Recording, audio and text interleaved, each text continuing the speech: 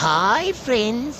எனக்கு சாப்பிட எது கொடுத்தாலும், ட்ரீட் கொடுத்தாலும், ஸ்நாக்ஸ் கொடுத்தாலும் நான் அப்படியே முழுங்கிறேன்னா ஃப்ரெண்ட்ஸ்.